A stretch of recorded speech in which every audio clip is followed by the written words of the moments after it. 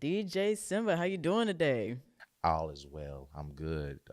I'm blessed and highly flavored in the Lord. Our gracious servant that I try to be. How you doing? I'm sorry. I am doing great. I'm glad to have you here. I'm glad that you can mix something for us on set with Mother Nature. Oh yeah, them that's I gang. just wanted to ask you first, like, how long have you been in the game? How long have you been DJing, and what got you into it? Oh man. I think we going on 10 years now. It's about going on 10 years, maybe nine. And what got me started? I think I just naturally I am a very like in servitude person. Like when somebody just needs something, I try my best to figure out like how can I do to help. And we used to like run open mics, and like the open mic needed a DJ. I was like, all right, I'll do it. And then I got good, and then people started paying me, and I was like, this is a career. Like I might want to take this further now. So just kind of fell in love with it. Where did you see yourself before you kind of fell in love with DJing? Kind of still doing some of the work that I do now. Like I kind of saw myself either being in education or doing something with like mental health or like mental health wellness. So before that, I think I was just always like the therapist friend. I was like, I'm gonna go to school to like try to be a therapist or like try to create like resources for the hood, and then still ended up doing that. So I mean, yeah, guy got a plan. Guy got a plan. Are you still the therapist of your friend group? Absolutely. I think most times, I think now that we've hit a decent amount of years, depending on who the friends are, they might not hit me up. They know what I'm gonna say because at this point we just reminding each other. Like we went through the experiences. We know what it is that we need to remember. But sometimes the flesh can get tough. Like life can get tough. The real world and reality can get tough, and then you find yourself like slipping away from the things that you really know already. You just need great reflections around you to remind you of who you is, who God said you is, who God is, and what power you got. Nice. How did you get your name? Man, so I went to a military school and I was growing out my hair. I had a bald fade all of my life, for most of the kids for the young men that grew up on the south side of Chicago. And it's like, around September, August come, them little back to school free haircut situations. They wasn't doing no designs. They wasn't doing no special styles. You getting a bald fade, you know what I'm saying? All neck, just straight showing. So I had a bald fade for most of my life. And then I think around like my junior, senior year in high school, I started really like, I guess, opening my eyes to the fact that I was a black man in America. Like I started seeing, just being, like ignorance is bliss. So like you start seeing a lot of different things. It started affecting you in different ways. Your emotions start like developing and blooming. And after a while, I just stopped caring. I did that. And then like people that knew me for majority of my life was like, oh, that look crazy. You look wild. Like it was a lot of names that came with that look. Tarzan was one of them, which is crazy. Our kid, I wasn't an Urkel, I wasn't a lame, but they was just like, oh, that's completely different. And none of those really stuck. And then I think after a while, like my homies was like, yeah, ain't nothing really wrong with Cymba, and I was like, all right, I'm cool with that. Like I'll take that. For your collaborative work, what has been like some of the favorite artists that you've worked with, or just people in general? I mean, the home team always get love. There's no other greater duo than Mother Nature. I know I'm super biased, like, and I'm not. Like you could put them up against anybody, and I don't think you can compare really in any point or any case, any category. But I thoroughly enjoy. I'm a fan. Like I was a fan before even working with them. And then I mean everybody in the Great Thinkaz, Chicago again as a home team. I don't even want to run off names, but we got a lot of great talent just here in Chicago. Like in the 10 years that I have been DJing, I feel like I've DJed for not every artist, but a lot of people that have still, like, if they still actively doing this right now, more than likely I was at an open mic and I DJ'd your song. Like, you know what I'm saying? So I don't have specifics. I definitely got to say Mother Nature. Definitely got to say Great Thinkaz. But I don't have no specifics, just so we done picking favorites. How did you fall into collaborating with Mother Nature and the Great Thinkers? Like, how did that come about for you? I love this story. Mother Nature saved my life, and I get to tell it every time. Mother Nature saved my life. I was in a really bad place. I was kind of jammed up, very very like unfortunately, and them being the amazing women that they are, them being the greatest examples of duality and what loving hard looks like, they just stepped in. Like they stepped in, they saved me from really myself. And again, that goes back to like having good reflections around you. But they saved me. And then I don't even think at the time that we actually met, they didn't even know that I was a DJ. I was just essentially a very traumatized and broken person at the time, but they filled me up with love, and I was hoping that I could just repay them for the rest of my life for putting me in a position to win, and a position to find myself in love again. And then after a while, I think I started learning more about them.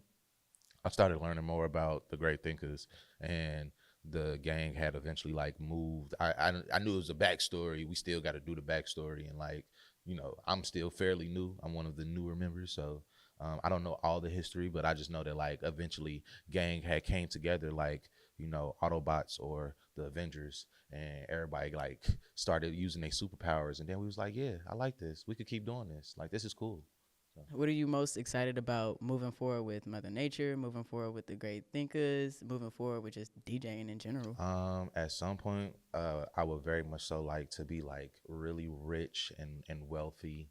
That sounds super like selfish, but not really, because we realize, like, we joke about this all the time, that how like money just be crippling sometimes, and like we live in a world where unfortunately we just need the shit. So I'd rather just like make sure I'm good, make sure my homies is good, like everybody who know me definitely is like like if I'm up, we all up. So I would definitely want us to be in that space to where like we just don't have any financial burdens, and we able to take care of our families, and we able to like change the world. Because I feel like we was talking about it the other day, super random, but like when you have a lot of money, you just be able to do random things, but you don't know how much you can like be a blessing. And like we sit around as just regular, you know, we got our 9 to 5s, we also are like creatives, but we are problem solving about basic things that's like going wrong in the world. And it's like, damn, like we could do this with no money. Imagine what we could do if I had, you know what I'm saying, a real like family trust, or if I had billions of dollars to where like this problem has been a problem for so long, ain't nobody deciding to fix it. Think about this.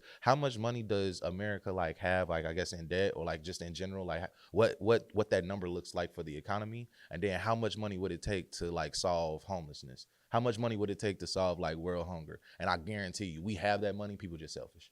So it's like, yeah, let me be raw. Let people pay for my lifestyle and all of that, and I'll be cool, because we gonna live below our means anyway. And then at some point, that money is just gonna go back into fixing the world. Because how do we just get to this point where we let the world just continue to be fucked up, and then just be like, yeah, it ain't me. Well, I'm good. Let me look out for myself. Yeah, I'm gonna make sure my people straight, and let's make sure everybody else good too. So your goal is pretty much just to give back what was given to you in just this process of life. And have fun doing it. I think if you're not passionate about something that you do, you find yourself lost in the matrix, and then that end up affecting other people. You ever been to a restaurant and like the cashier, you don't want to be there, and that's cool, because like I probably don't want to be here either, but you gonna give the best that you got, you know what I'm saying? And it's not to knock anybody that's a cashier. If you gotta do what you gotta do, you gotta do what you gotta do. But if you gonna do it to the best of your ability. So if I'm a mopper floor, I'm gonna be the best goddamn flow mopper on this side of the city, you know what I'm saying? But you gotta come in with that type of attitude. Otherwise, what you doing it for? You're not finna mess up my day. Is that the advice that you would give artists like you and just people who might be in similar life positions as you?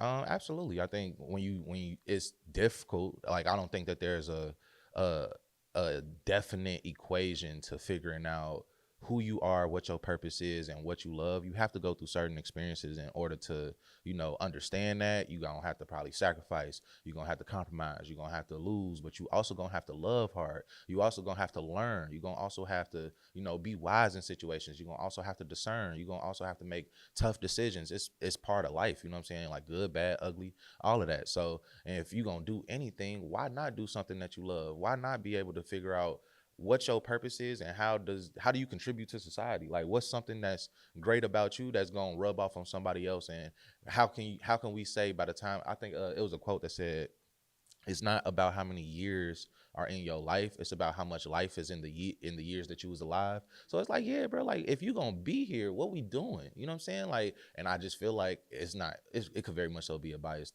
statement, but why wouldn't you want to do something that you love and that you enjoy, and then find a way to make money off of it? Like, it's gonna be, trust me, it's an industry for everything. We was talking about it yesterday. Like, since what, 2014, uh first of all, being a content creator is a thing now. Like, that is a full job.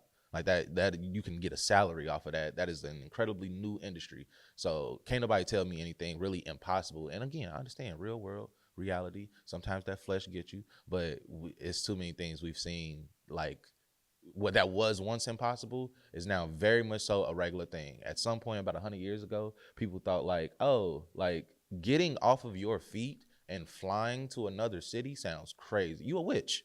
You're a witch if you think flying is possible. And now people catch flights literally like regularly. Falling asleep on the plane, not thinking Not twice thinking about twice it. about it because at some point it was impossible. Now we just got to make it part of the norm. So like, what is it that you gonna do to add to society to where it's like, man, like this seemed crazy, but now it's not. We needed this actually. Of course, shout out y'all. Thank you for having me. Y'all was definitely fun to talk to. I appreciate y'all. Shout out Mother Nature. Shout out the Gr8 Thinkaz. Shout out 3V Agency. Shout out Chicago as a whole. I'm a Chicago kid to the fullest, so we love the crib. And shout out to people who know what they want to do in life, and the people who are willing to. Shout out to the people who are willing to change and willing to hold themselves accountable in order to be greater reflections for the people around them. I really love those people. You don't know who they are, but we love them. Absolutely. Thank you so much for that. What's going on? My name is DJ Cymba, the Lemon Pepper Legend, and this is Unity TV.